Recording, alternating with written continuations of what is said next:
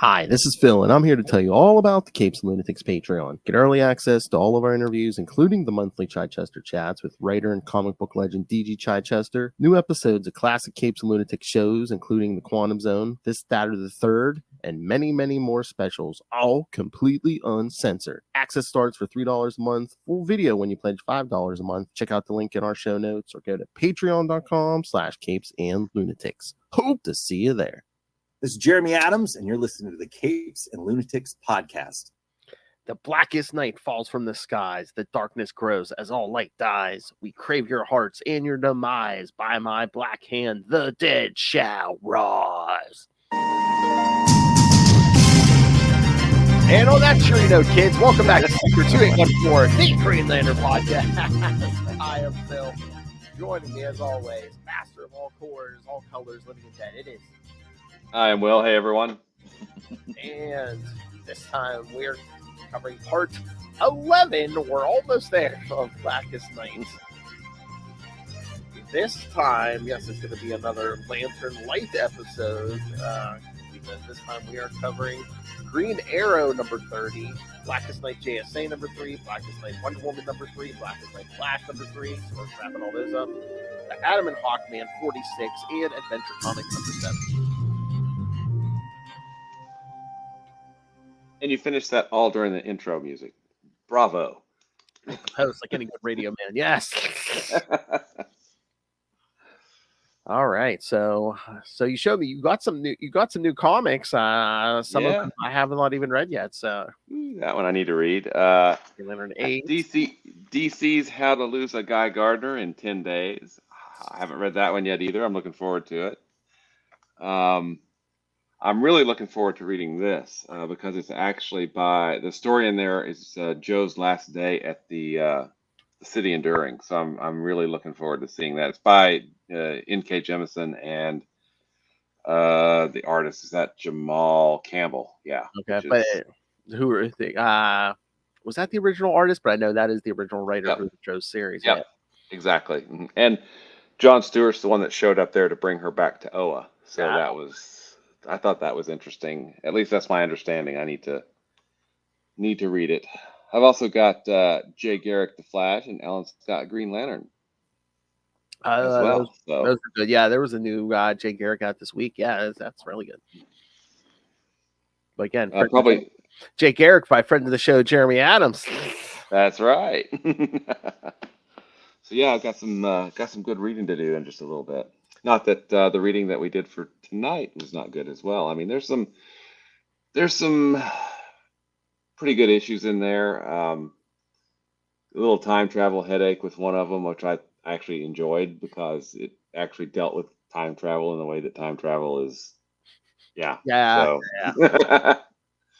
Speaking of that, did you watch the finale of Quantum Leap yet? Yes, I did. I'm wondering how she's going to write up that report, before the end of the. Hey, we changed all of our pasts by doing this in the past, so now that happened, and what? We don't. I thought we were going to say, we have another leaper loose in time now. Yeah, I did really like that they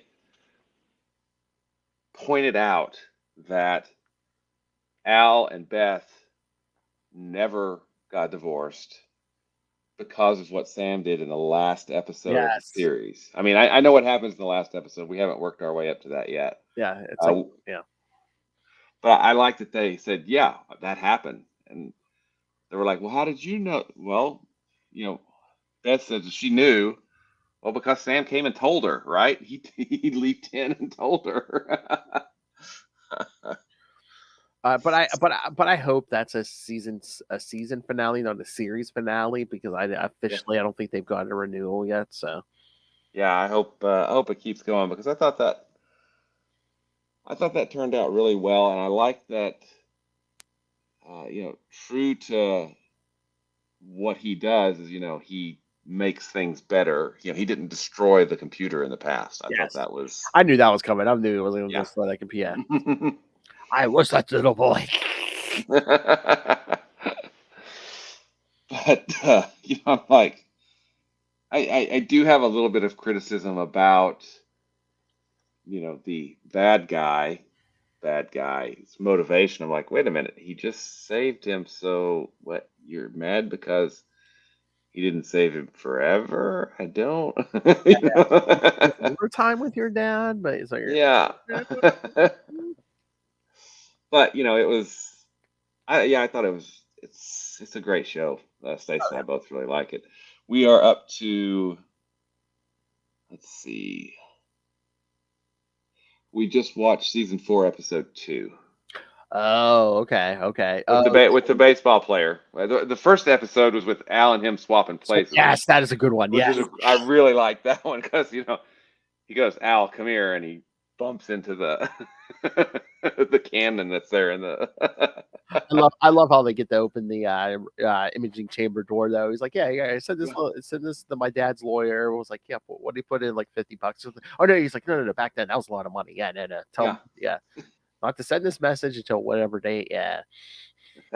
Yeah, and I mean, you would think that they would do that in the past more, just to kind of tweak things here and there, but whatever. Well, I mean, and Ben did that with the letter he wrote to. Oh, yeah. What was it? What's her name? Addison. Not Addison, to her, her husband. Oh, yeah. Yeah. I mean, because as you're jumping around, that's pretty cool. Mm-hmm.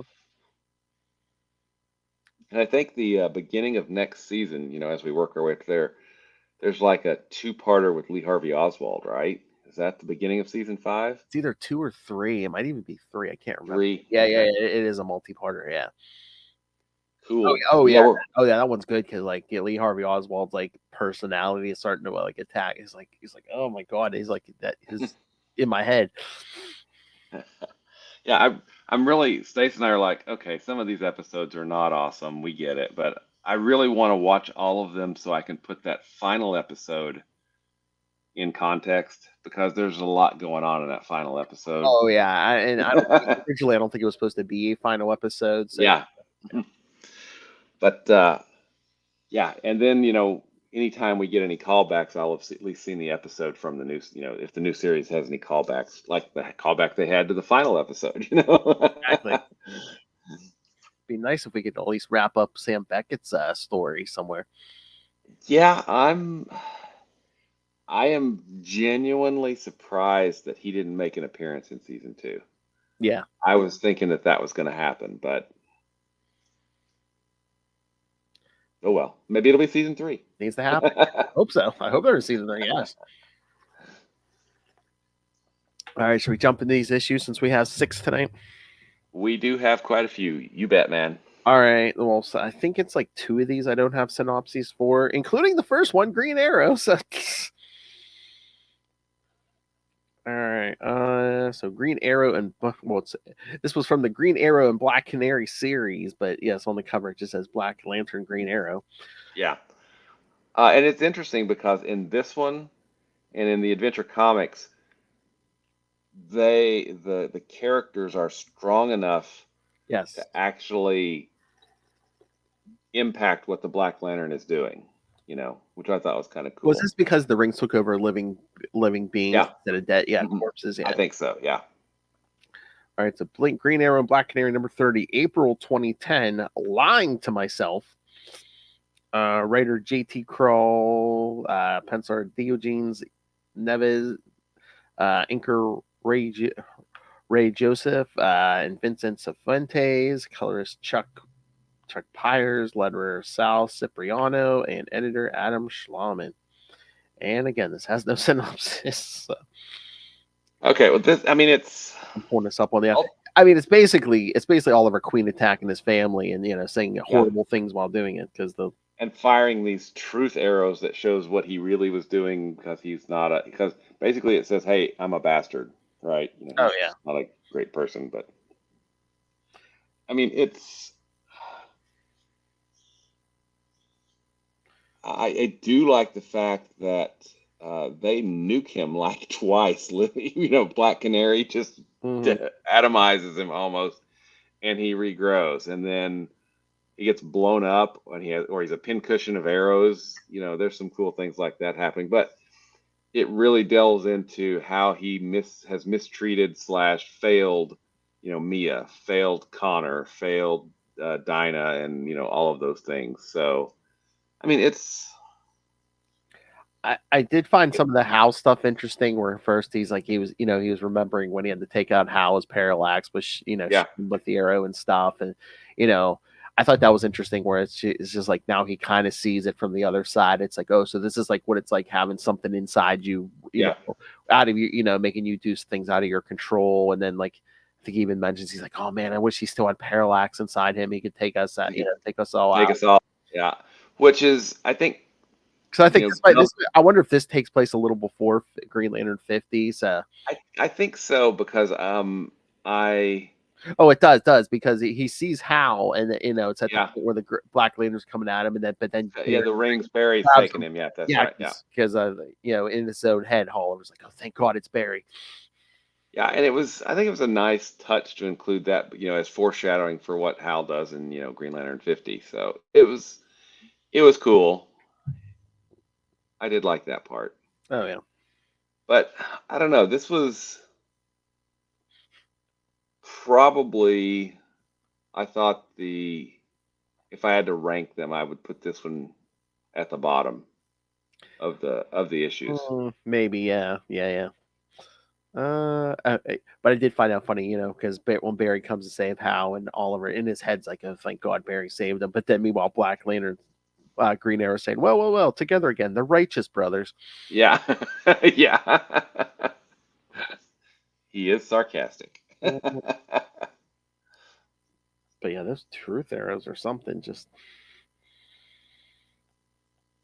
But yeah, I mean, it's basically it. It's basically Oliver Queen going after his family for the most part.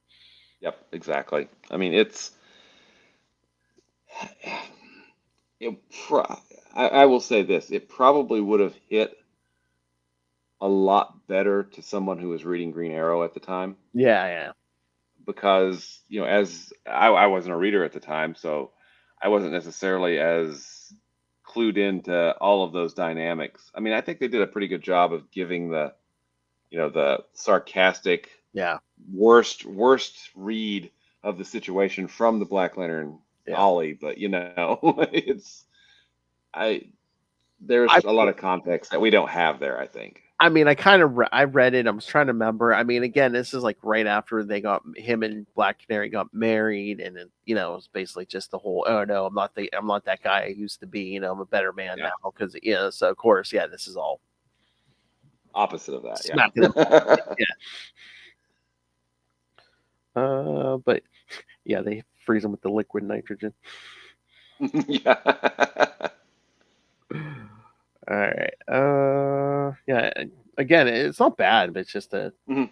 I think it's the weakest of the six. Well, we had 6 issues. Yeah, I think it's the weakest of the six. I mean, besides the Black Lantern stuff, it's very Green Arrow focused still. Yeah, exactly. All right. Should we jump to the next one? You bet. All right. Blackest Night JSA number 3, from April 2010. White Lightning. Writers Tony Bedard and James Robinson. Pencilers Eddie Burrows, Marcos Mars, and Eduardo Panicia. Inkers Eddie Burrows, Luciano Del Negro, Wayne Foucher, Eber Ferreira, and Sandro Ribeiro. So yes, 5 inkers, kids. Got to get it done. Just colorist Rob Reyes, letterer John J. Hill, and editors Brian Cunningham, Eddie Berganza, Rex Ogle, and Adam Schlauman. So yes, 4 editors. A series of flashbacks to the history of Kal-El, the Superman of the late pre-crisis Earth 2, from the destruction of his Krypton to his death at the hands of Superboy Prime at Infinite Crisis number 7 on the Green Lantern sentient planet Mogo. His last words to his cousin Kara Zor-El, Power Girl, was that it was never going to end. The scene then jumps to the present day with Kal-El once again resurrected as a Black Lantern, saying those very same words to Power Girl. As the battle between the two Kryptonians rages on, the rest of the Justice Society watches on, with Green Lantern telling Mr. Terrific that the modern day Superman and Superboy were barely able to stop him the last time, with Mr. Terrific responding that since neither of them are here, it's up to the Justice Society to defeat Kal-El. Also, Atom Smasher tells Wildcat that if he hadn't trusted his stepbrother Damage so much, this wouldn't have happened, but Wildcat tells him that he and Power Girl got suckered into it as well, showing that the only thing that the Black Lanterns do is lie, with Magog telling Judo Master that it is her fault as well for the current predicament that the society is going through right now.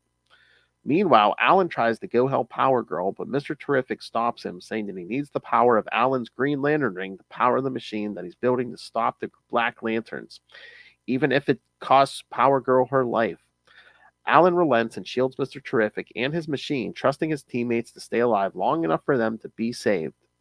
Meanwhile, across the globe, Jessie Quick is running with her father, Black Lantern Johnny Quick, trying to enjoy the time she's spending with her father, while thinking she must be with her husband, the modern-day Hourman.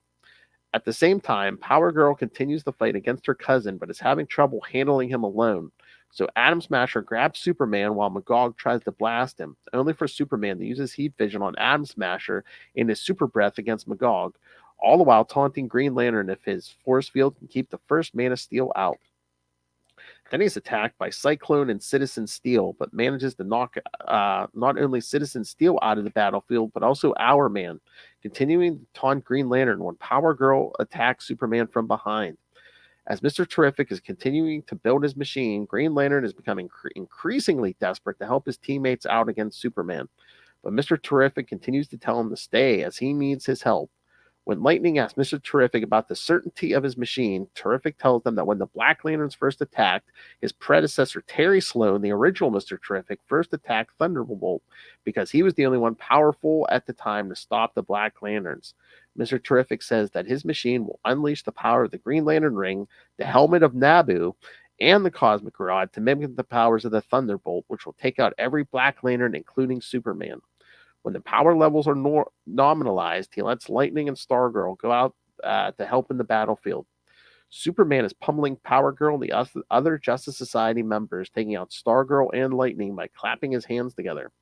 Power Girl tries to get up to fight again, but Superman takes her down again and then goes after Mr. Terrific and Green Lantern, taking out the shield. Mr. Terrific needs one more second to activate the machine as Superman punches Green Lantern and Dr. Fate in one punch. As he heads towards Mr. Terrific, Power Girl grabs Superman's foot.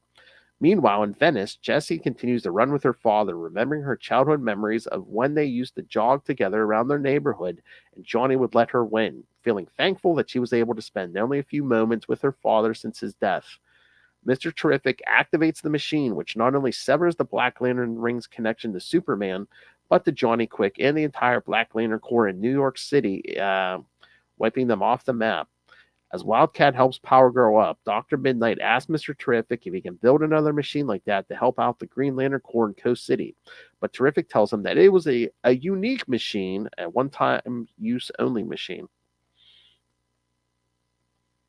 Because. Plot reasons. All right. So, okay. I enjoyed the Justice Society miniseries here. The one problem I had was, when Atom Smasher was trying to help them out, but again, it was a Black Lantern trick. But just Johnny Quick seems like he's just there for the whole time, even up till the end, and it's just like, okay, did he not get a chance to double cross her? I'm just like, I think because that stuck out to me too. I'm like, what the heck's going on there? But I think he was directed to go after her by the original Mr. Terrific because speedsters are dangerous, right? Yeah. Really dangerous. So my thought was that he was just keeping her busy so she couldn't help against all the other stuff. But I did note, like you, I noticed that too. I was like, that seems a little weird because Johnny Quick he's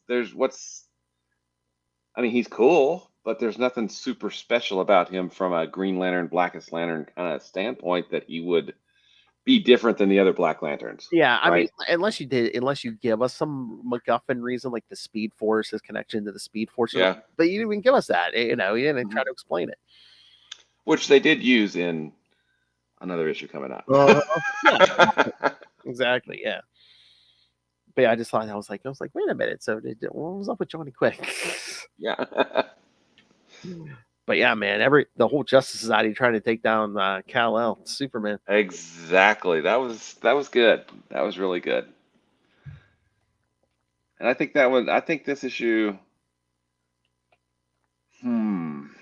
It's up there. It's pretty clear. It's up there. It's up there toward the top. And I like the Flash. Although when we get to it, I do have some comments on the art a little bit of the Flash. Okay, yeah. All right.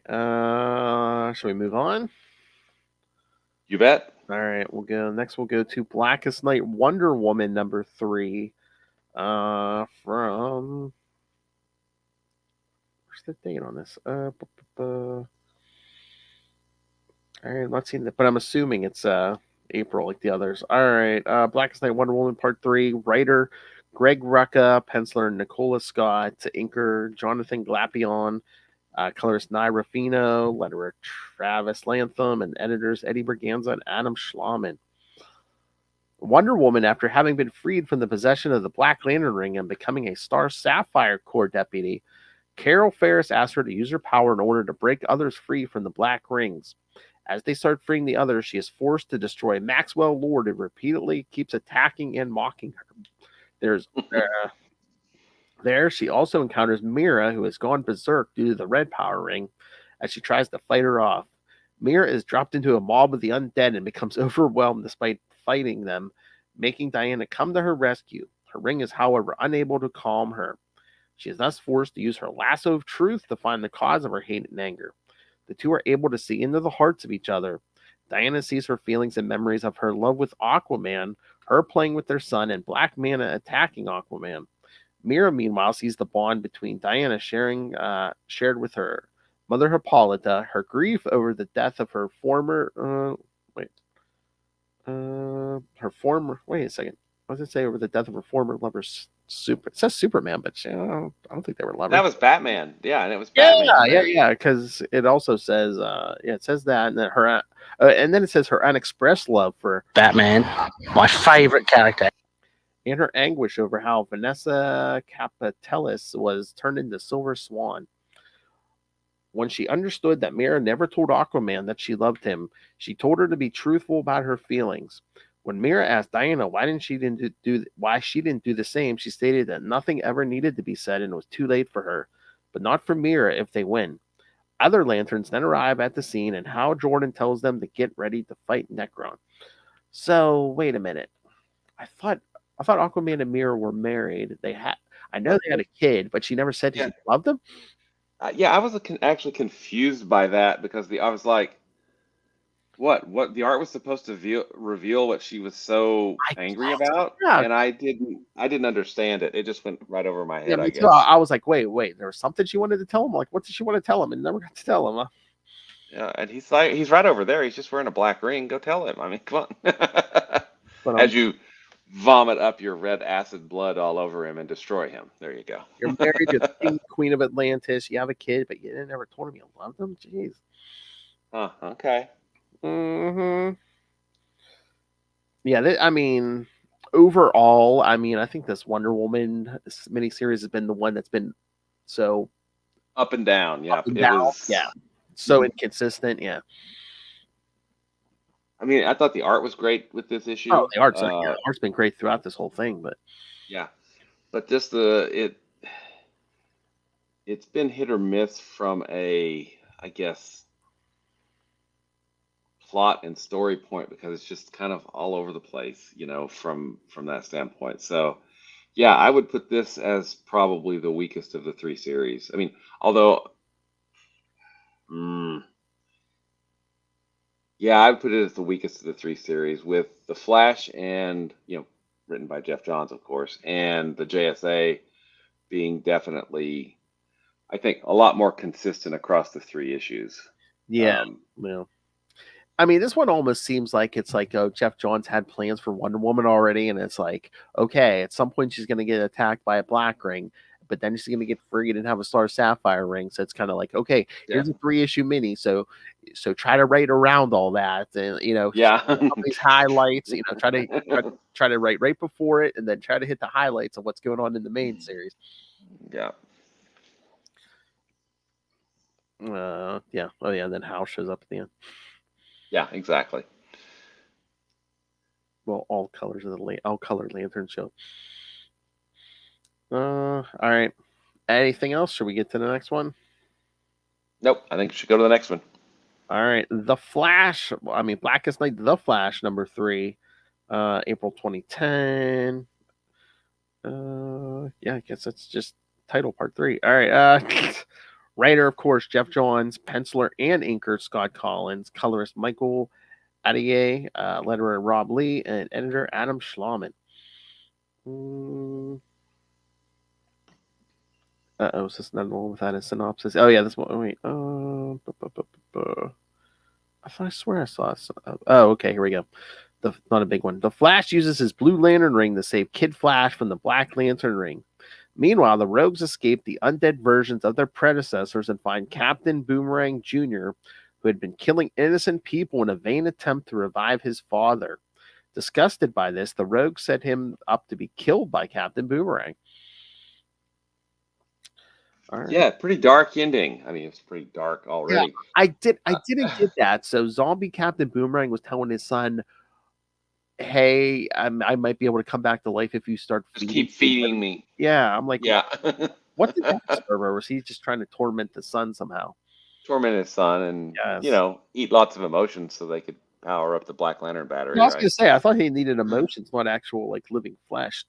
Well, he was eating he was grabbing their hearts, right? Yeah, true. And I really like Scott Collins' art typically, but this one seemed kind of rushed. At least to me, it seemed really not as polished as it normally is. Yeah, because this looked not as quality as every issue the Flash he did to the regular series. Exactly. Mm-hmm. Well, I mean, again, it's in the middle of a big event. Maybe it was. Yeah, I mean, we don't know, but it just didn't look as polished as his art normally looks. Yeah, I mean, it's not bad. It's just not up to his normal standards, I don't think. Again, once again, middle of a big event. Sometimes we're just like, hey, we need this done. We need this done yesterday. Okay. But yes, I do. Yeah. I do like the when Bart vibrates through Wally. The Speed Force connects them, right? Mm-hmm. And he immediately then goes to Barry and says, "Hey, you need to go do this because if I do it, it'll explode." Right? Which was I thought that was a nice callback to the reason why he didn't vibrate through stuff like Barry did. Yes, so I thought that was kind of cool. And again, he's like, yeah, Barry, you really don't know him, but I mean, technically, Bart is Barry's grandson, so exactly, yeah, I sympathize. Oh, and then thanks to the fun of time travel, not only is there a Black Lantern Eobard Thawne, there's also a living Eobard Thawne locked up in Iron Heights. Yes, and I think that gets explained during Blackest Night proper limited series, right? Yeah, I think either the end of that or Brightest Day. Yeah, is that where he gets resurrected? Maybe. I think so. Yeah, I think it's in Brightest Day. Oh, we'll find out in a few weeks here, kids. That's right. Oh, and I've got. I decided in honor of us, surviving the Blackest Night, with the dawning of the Brightest Day. Can I get any other more, metaphors in there? Anyway, mm-hmm. The Blackest Night omnibus is on its way. I've also got the 3 hardcovers for Blackest Night up there on the shelf. So, gonna read the whole thing now. Nice. Finally. What do you think about the whole? The Rogues are like, well, we don't kill women and children, so. Yeah, I mean, I thought the ending was pretty dark. Already pretty dark. Anyway, yeah. They throw Captain Boomerang Jr. to his father because they're like, you didn't feed them women and children, did you? And then they see a bunch of toys and wedding rings. They're just like, oh, okay. You're next on the din din daddy. I was trying to remember. I was like, oh, did they take him out at this point? I'm like, I couldn't remember if. Because I think isn't Captain Boomerang one of the ones that comes back? Yeah, I know eventually he does. He might be Yeah. one of the ones who comes back. Yeah. That's probably why they're just like, oh, the original Captain Boomerang coming back. We don't need Junior, so. Yeah, he's gone. Lunchtime. So yeah, so yeah, Yeah, I thought this was pretty good, I thought. mhm. Then we see the flashes at the end running towards the Spectre. Mm-hmm. And of course, Barry's all positive because he's wearing that blue ring. Oh yeah. Which was a neat thing in there. He actually uses it to fly, and he mentions, hey, I've never used one. I'm not used to flying.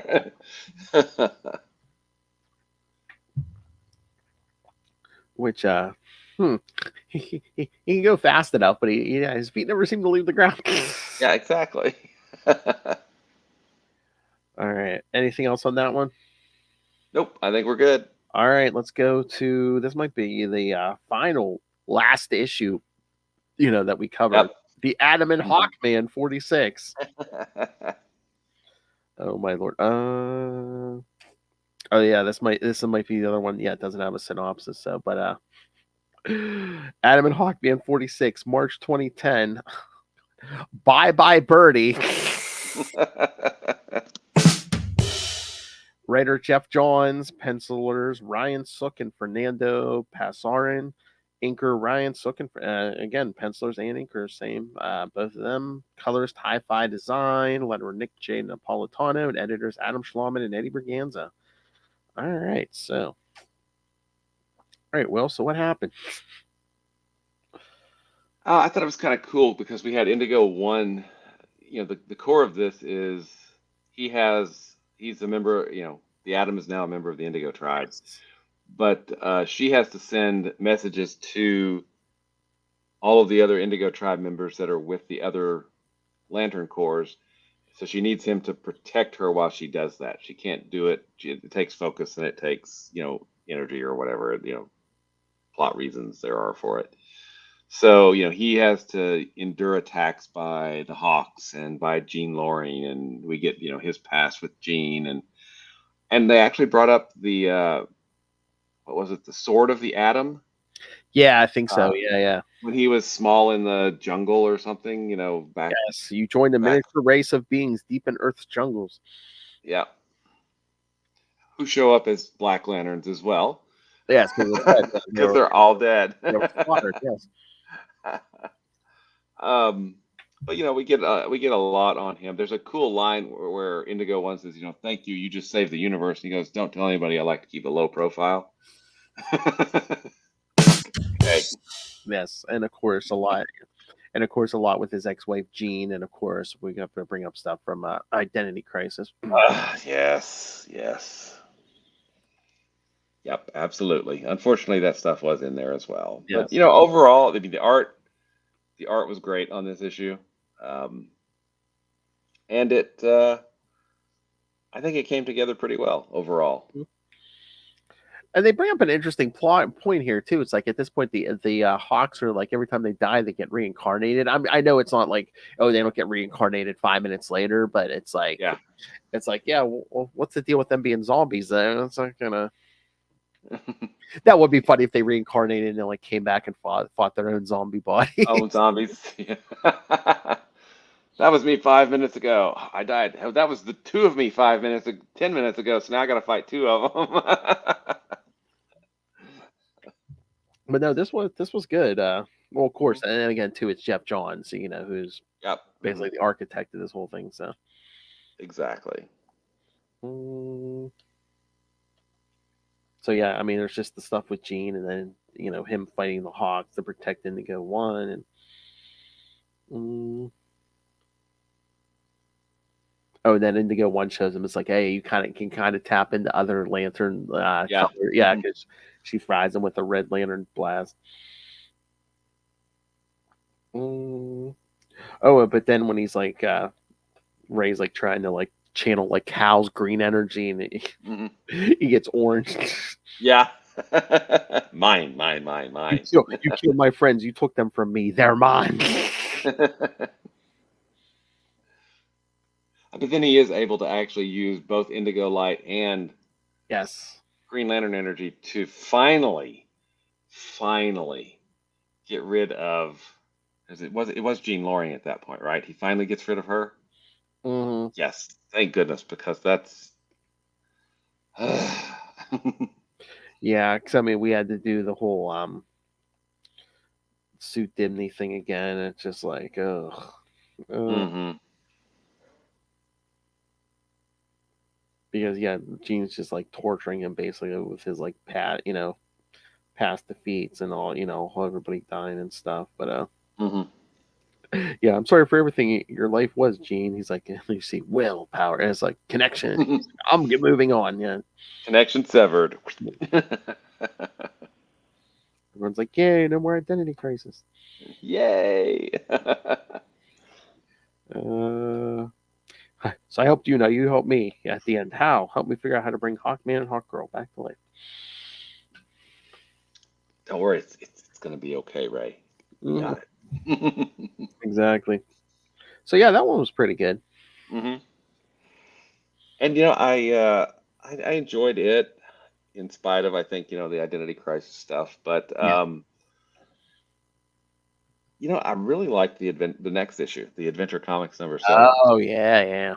I enjoyed that one a lot. I enjoyed it actually more than I thought I would, because I've never read much of the Connor Yeah. Superboy or the Cassie Wonder Girl. Wasn't a Titans reader at the time, so I didn't catch a lot of that stuff.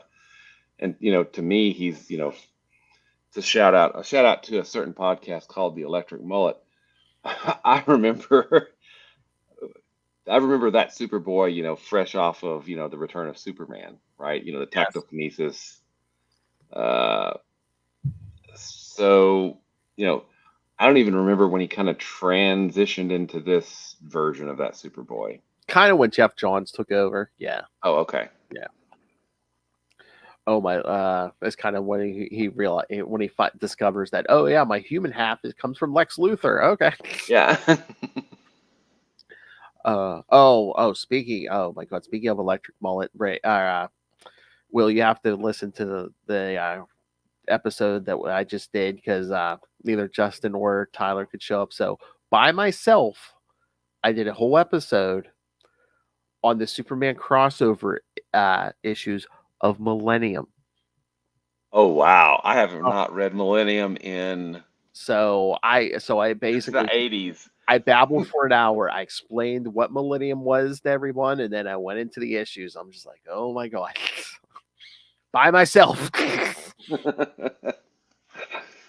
Oh, I'm so sorry. You should gripe at Justin and everyone for that. Another great decision by the Guardians, kids. Yes, in a long line of great decisions. Super. Oh, I was almost gonna say something. You'd be like, hey, if you want to send any feedback, because there was one issue of like John Byrne's Superman. It was Superman and Hal Jordan, basically the last two guys standing. Oh, cool. But they go to the find the Guardians and the Zamorons, because they're off at their little retreat. Yeah. Yeah. I was like, wait a minute. Oh, what are all these Guardian robes sitting here for? Where are the Guardians? And was this?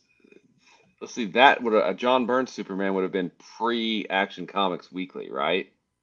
Yeah. It's like a few. Yeah, that was like a few months before Action Comics Weekly. Yeah. The thing we don't talk about. Yeah, because the Millennium tie-in issue was for Action was Action 596 with guest starring the Spectre. Woohoo! Spectre. That's Yes. That name comes up in Green Lantern for some reason. I don't remember why though. Do you remember why? Well, yeah, I know. Not before. You know what? Oh my God, DC, you should let JMD Mateus write a story and kind of revisit the Spectre stuff and like kind of explain why no one remembers some of that Spectre stuff. Mm-hmm. what actually happened, what didn't happen, What because I think, What happened to yeah, his niece? Did he really see Abinsur's ghost? You know? yeah, I mean, I think Jeff Johns alludes to some of it, being Parallax Parallax. torturing Hal, but yeah, I don't know. I mean, but that series. Granted, I will say the first year of it is stronger than the second year, just because he tries to work in Sinestro being a demon from hell, and I don't think a lot of that stuff worked as well as those standalone stories from the first year. But Yeah. still, it's a great series, and it needs to be Okay. collected. Yeah. I don't know why they don't collect. Well, so much stuff they haven't collected. All right. Oh, Hmm. sorry. Go ahead. You first. I was gonna say I should try to get an interview with him. I know on the other side he has another Spider-Man miniseries coming up, and we might have to try to get him for an interview just to nail him for everything. Be like, okay, let's talk this Spider-Man stuff. Let's talk your Spectre run. Let's. I just read that there's going to be the crossover omnibuses. There's going to be the crossovers, then the amalgam stuff. Oh yes, they are They're too out of it. Yes. Yes, they're leaving out those issues by the writer who we're not going to talk about, but who wrote the first 47 issues of Volume 3? Yes.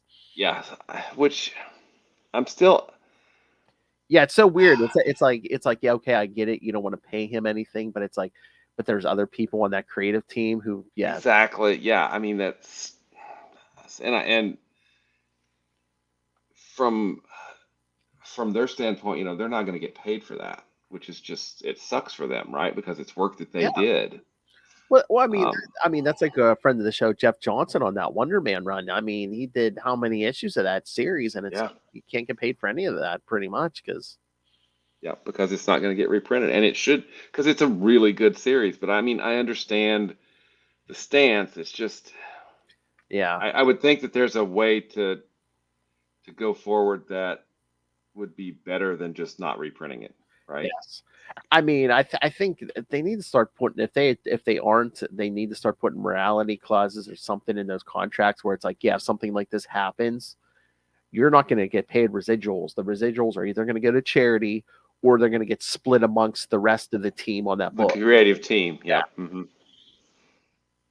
Something, because yeah, the rest of the team doesn't deserve that. All right, should we get to the last one? You bet, man. All right, Adventure Comics Volume 2, number 7. Don't worry, kids, no Superboy Prime. April 2010. I know. Superboy. What did Black Lantern Superboy do? Writer Tony Bedard, penciler Travis Moore, inkers Dan Green, Keith Champagne, and Bob Wycheck. Colorist Brian Busaletto, letterer Steve Wands, and editor Brian Cunningham.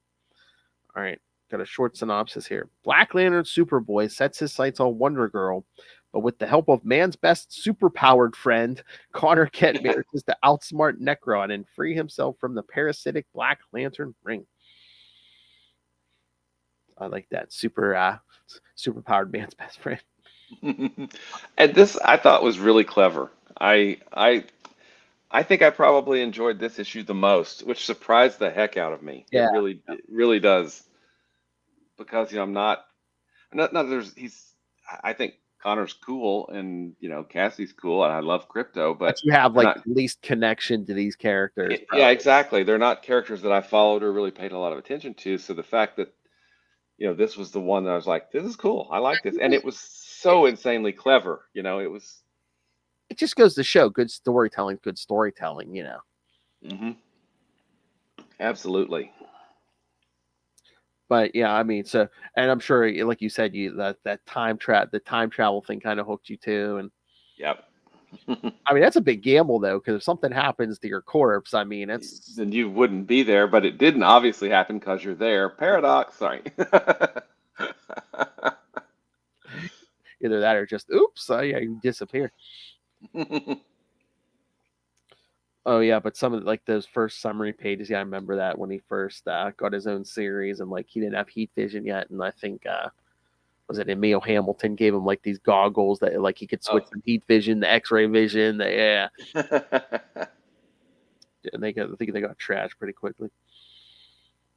Well, and then you're right. It showed his progression where his Kryptonian DNA was getting stronger to give him those abilities, and then and they actually used that in the story because hey, he has freeze breath now, right? Which is pretty cool. Mm-hmm.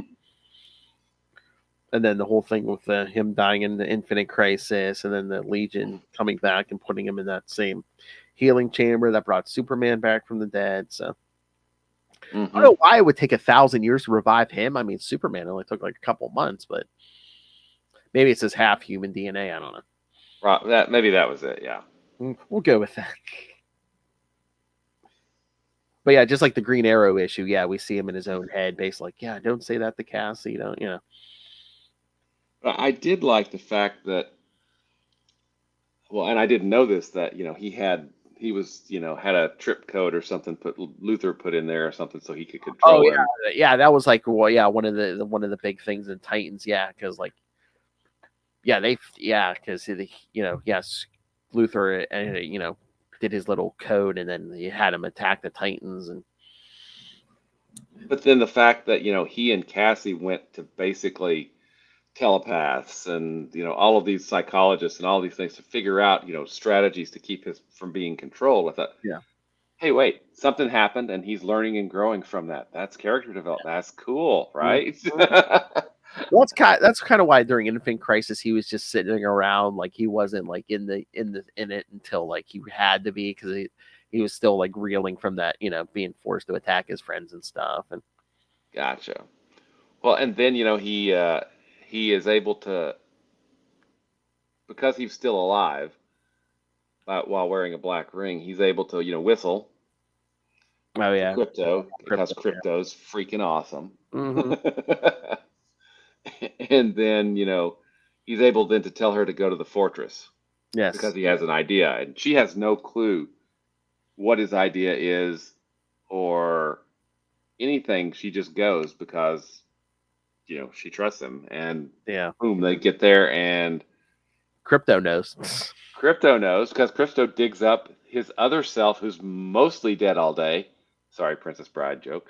And the ring then gets confused, which I thought was insanely clever.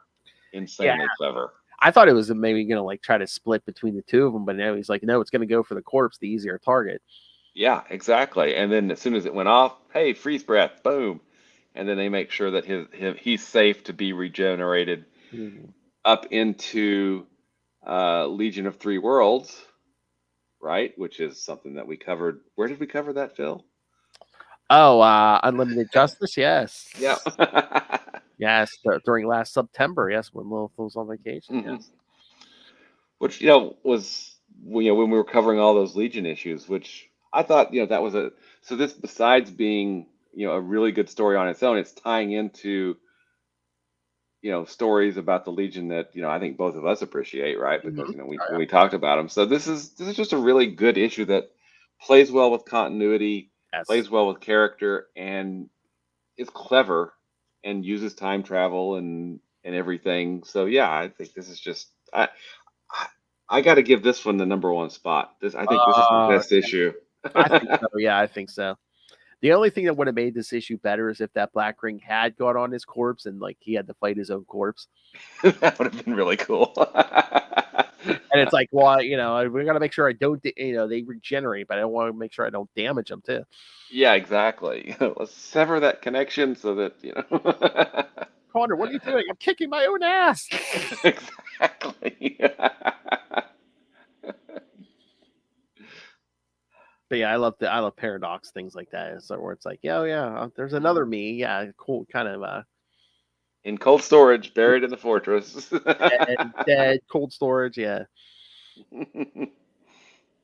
So yeah, I wasn't sure, but you're right. Yeah, I think that was the best issue this week. So and I feel like that they could have done some cool stuff, like the Flash issue, right? So the thing about the Flash issue, it felt like the Rogues kind of overshadowed Yeah, yeah. I think it kind of overshadowed the limited series because we didn't get as much Flash stuff because Well, Bart was brought back during Legion of Three Worlds as well, wasn't he? yeah. Hmm. Yeah. So I mean, that would have been a cool additional tie-in, to mirror this tie-in as well. But we didn't get that. And I think part of that was because there was such a focus on the rogues. You And know, I think Jeff Johns did that to slow down the story because, again, Barry is such a part of the main miniseries. yeah. I think I would agree with that. But yeah, I think Adventure Comics is the best. Probably number 2 is the Atom and Hawkman. Mm-hmm. Mm, And then I put Green Arrow, I think, as an individual issue. I think I put it at the bottom. yeah, oh yeah, The it's definitely at the bottom. Wonder Woman was kind of hit and miss, it was Yeah, disjointed. It was so disjointed. I think it was I would rate it probably at the bottom of all the limited series. I mean, 'cause yeah, we've read them all at this yeah. point. I'd say JSA is probably is the 3rd spot this week. Yeah, and then with Green Arrow at the bottom, I was trying to go between like what Flash and Wonder Woman for battling for 4th and 5th spot this week. I mean, I probably still got to give it Flash above Wonder Woman. I think so too. Yeah. Overall, if you're talking Oh, about yeah. each complete miniseries, oh yeah, definitely Flash over Wonder Woman. Yep, I agree. But it's still a good week. And 6 issues. There's a whole lot of stuff going on during this battle frenzy, during the last 2 issues of Blackest Night, right? Oh yeah. So, but yeah, I mean, a good week, and dude, we've got what, 2 episodes left, and we're done. Yeah, no, 2 more. Just That's 2. it. Mm-hmm. Wow. So these are going to be, unless I miss my guess, Blackest Night and Green Lantern books, right? For the most part, yep. except for 1 or 2, I mean, it's mostly going to be Green Lantern stuff. So, all right, but I'm glad you asked because yes, next episode we're going to do Green Lantern Corps 45, Green Lantern 51, Blackest Night number 7, and Green Lantern Corps 46. So 2 of the core books, Green Lantern and Blackest Night, and then for our final. We made it. Episode. That's Green Lantern 52, Blackest Night 8, Green Lantern Corps 47, Action Comics 890. Because remember, there's a story with Orange Lantern Luther in there. Oh yeah, I see. I don't think I've ever read that, so I'm looking forward to that. It's been so long since I read that, probably since it came out. And I don't know if it's going to be an epilogue or what, but Untold Tales of the Blackest Night number 1. Oh, okay. So cool. And then it's Brightest Day from there. All right. So, yes, kids, send us your thoughts on all of those. Again, only 2 more weeks of Blackest Night. Send us your thoughts. You can win a Green Lantern prize back. Email us, capesandlunatics@gmail.com, or call the voicemail 614-382-2737. That's 614-38-CAPES. And remember, you can find all things Capes and Lunatics, episodes, social media, merchandise. Help support us with merchandise. Rain ran the money on us with the Cash App link. Make it rain.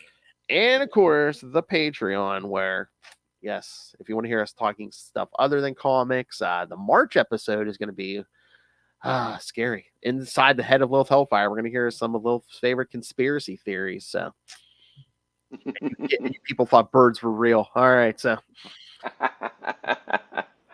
Find the Patreon and everything else at tubespace.io/Capes and Lunatics Podcast Network. That's tubespace.io/Capes and Lunatics Podcast Network. More vicious and brutal than ever.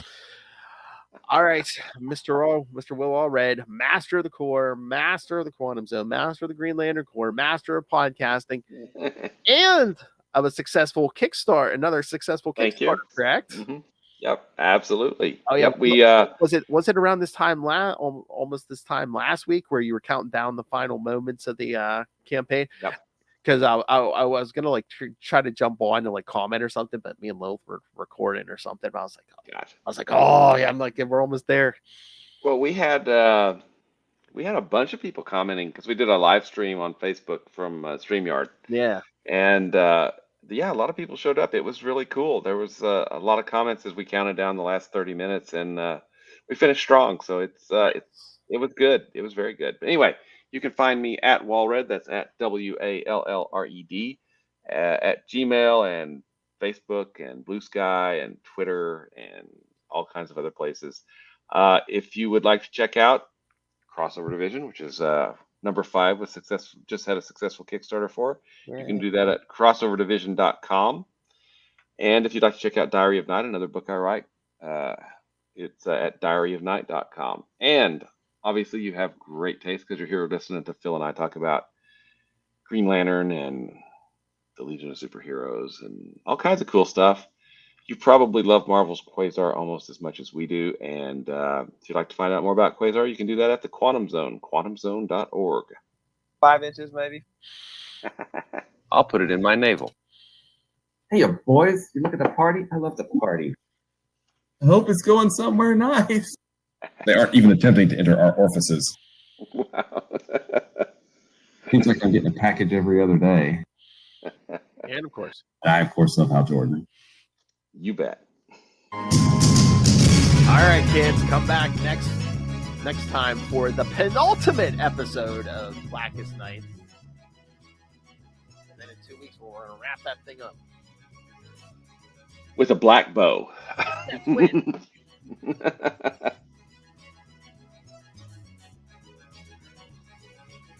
right, so yes. Who lives, who stays dead, who comes back. Stay tuned.